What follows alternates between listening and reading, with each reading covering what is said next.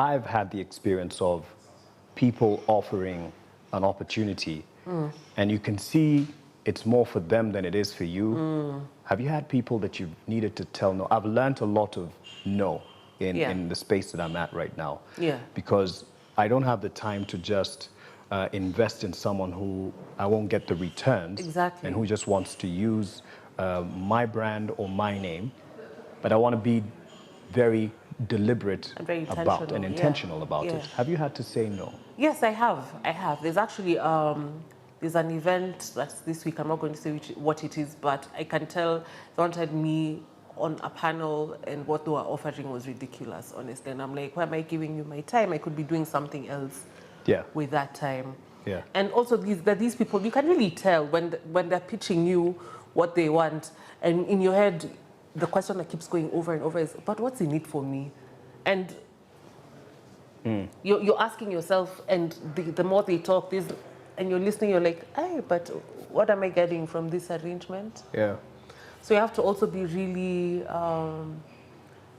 you have to almost have the mind of a detective, like to read between the lines. Like, okay, what is this person saying? Because people will say one thing, they'll talk out of both sides of their mouths.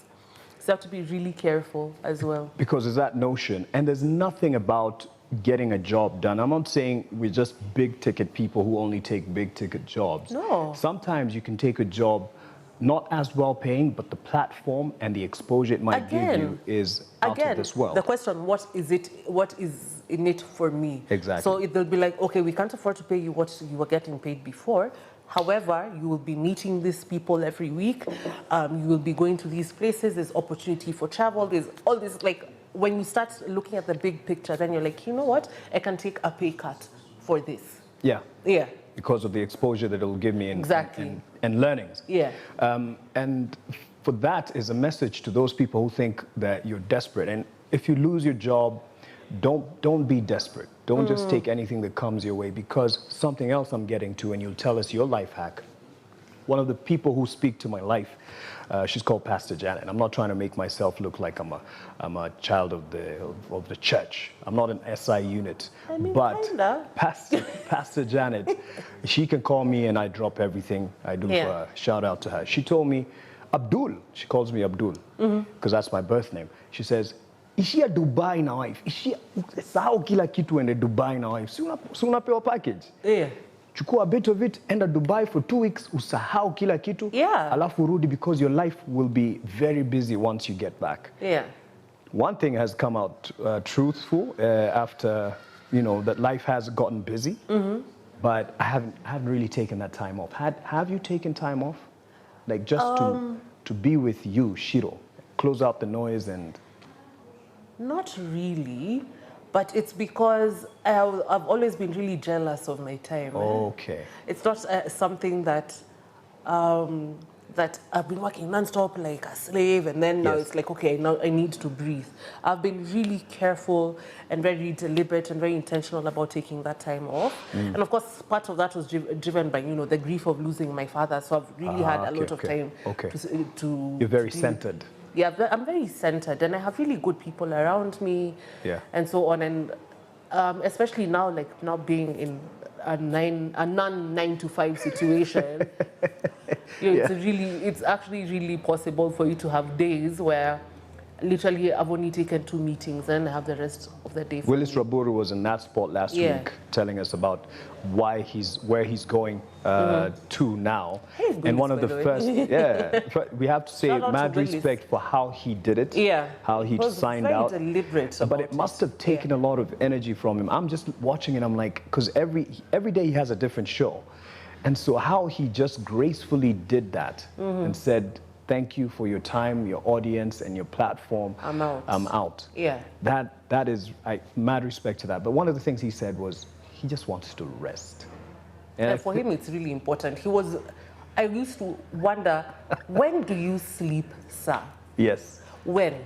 Yeah, and I think it's important that we get, I guess, a decompress. What's your decompress that you can say on air? I turn off my phone. Really? Like even, do you remember when I got here, I'd left my phone in the car. And so you were like, how do you survive with your phone? I was like, very easily. Or even You like switch it the off. times like my phone will die and I'm like, cool. Let it stay off. And it stays off. Or like even when, you know those days, and you know, ladies who are watching this will understand, that salon day, where I'm doing my hair, I'm doing my nails, I'm getting a massage, like, you get home and you've been massaged into relaxation. I am a noodle. I am just, I am beyond relaxed. I'm floppy. Right. So yeah, and then also, even do this thing that, you know, and I think it's an African, like children who are raised in Africa, that's something that happens to us a lot. When you're growing up, parents do not like seeing you idle. Yeah. Like, you'd be woken up at 6 a.m. on a school holiday. My mom used to see us just sitting, like, you can't just sit in my house. Can you go wash the gate? Just gives you stupid things to do. Go and iron the towels. Like, just tasks that don't make sense. Yeah. So then I've really had to divorce myself from that thinking, where, like, if I have, like, a day like today where my first appointment is at 1, there's nothing wrong with waking up at 10. Don't feel guilty. What are you waking up at 6 for? To do The what? gym, piga laps, kukimbia. The gym, you can also go in the evening. That's very true. Yeah. Something I love about you, Ciru, is you're very opinionated, but and it's backed by reason and information. They're like facts, you know, and Thank you. there's a rawness to it, but there's a realness to what you say. Thank That's you. why I think you should transform it into something that people can get every week on a platform. And you had promised in your first video where you said, you know, yes, I'm fired, but nothing wrong with that in the sense, like, I'm not ashamed. Yeah. And you said you'd be giving people weekly updates. How have you been doing with that? As we look into where you're going next and introduce Laban. There's actually a video that's supposed to drop tonight. I've scheduled it, so I'm there. Okay. Like, so I've actually done 2, so now the number 3 is dropping tonight. I'll actually be talking about imposter syndrome. Ah, okay. Like, have you faced it? All the time, Mark. What do you mean? Well, did you feel it when you were BBC? Always. I actually really felt like when I got the job, I was like, who am I and what am I doing here? They're going to find out I'm a fraud and they're going to fire me. For 5 years. Okay, not for 5 years. It was like the first year was like... And then you get to the point where you're like, wait a minute, I belong here. Yeah. Yeah. And actually, I've earned it by what I'm doing. I've proven myself. Exactly. So what are you getting into? What can people expect besides the weekly updates? So I have this podcast called The Undiscovered Podcast with The Undiscovered Podcast. The Undiscovered Podcast with the Charles Oda. You know him. The you met great. Him. The great, iconic. Kenya's Denzel. If Let me call he him had that. you saying that, Yeah. God, Charlie, I'm going to tell No, man. Do you know has. he worships at Denzel's altar? That I would equate him to that. You know, I'm getting into the same space. Yeah. Actually, let me plug it in here. Yeah, July 6th, we're gonna be on Showmax. Dan, forgive me. Dan Aseda, forgive me. On Faithless, Yes. getting into the acting space, and Oda is an icon. Like he's a.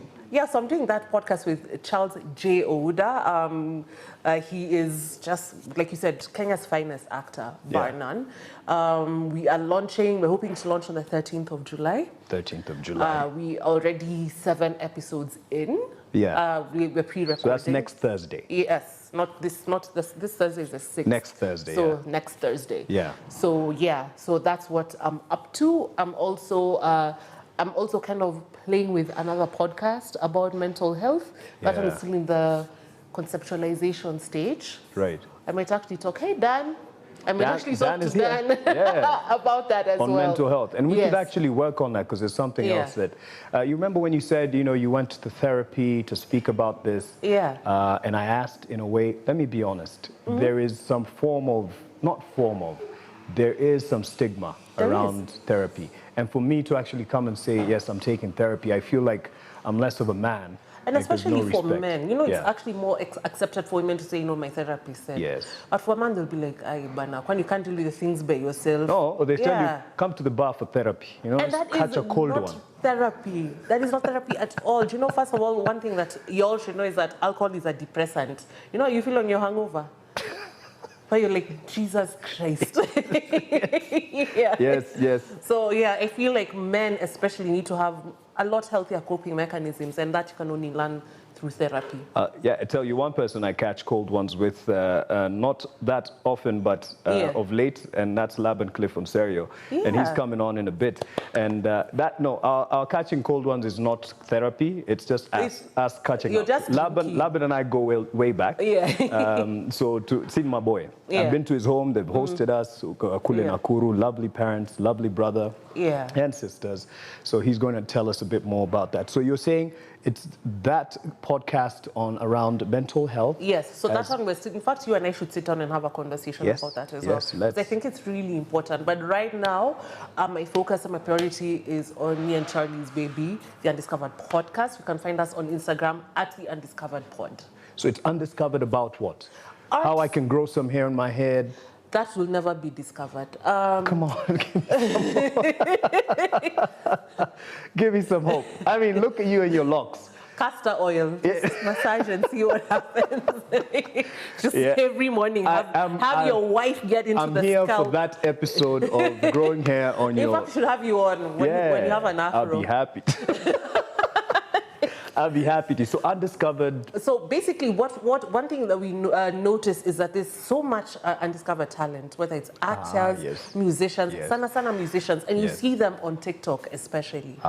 TikTok is a platform I really hesitated to join because in my head was like, here on the V2s are Gen Z. Yes. Where TikTok is a treasure trove of information. Wow. And I saw so many young, super talented people that don't have the platform, right? And so Charlie and I had this conversation, just as a joke. And so we were like, why don't you give these guys a platform? Because on top of everything else, Charlie is also an artist. He's a musician. He plays the guitar. Did you know that about him? Yep. So that is something that's really close to his heart as well. And because of me as a journalist, I've met so many of these young people. And so we want to give these people the platform. We also realize that there are a lot of places, not just in Nairobi, around Kenya, where people are like, uko misiwezi enda niokwa mababi. It's like, please discover this country. You can't say that you can't travel because you don't have money. So we want to discover. And people think it's expensive. And it's expensive. There's life and hacks it's not. to it. Yeah. And then that's also not to say that you can't save for somewhere nice and you can go. Also, soft life is also important. Yes. And you're here for it. I mean, I'm a soft life girlie. Me, I was not put here to suffer. No shame in that.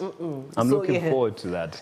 So that's what we'll be doing. Also, Charlie makes a mean cocktail. Dangerous cocktails. The kind where you can't taste the alcohol, then when you get up to go to the loo, it's like, woo! So maybe we can have that during the episode that I come on for. Yeah, for sure. Yeah. No, that will put hair on your head for sure. Oh, man. But Ciru, we're here for it, and I want to watch that take off and into some success, great success actually. And as well, Sema Box is a space that you can explore, whether it's with the mental health conversation that you want to get into. For sure. Even Willis Raburu here, he has something on Sema Box, Midweek Madness, and a lot of other madness that he has going. No, if there's no one I've ever met in life who is more high energy than Willis. Ooh-wee. Whoa. Well, baby! And he's all of 6'5", so it's like, you are a lot, sir. And it's sensible madness and energy, so we are looking forward to that.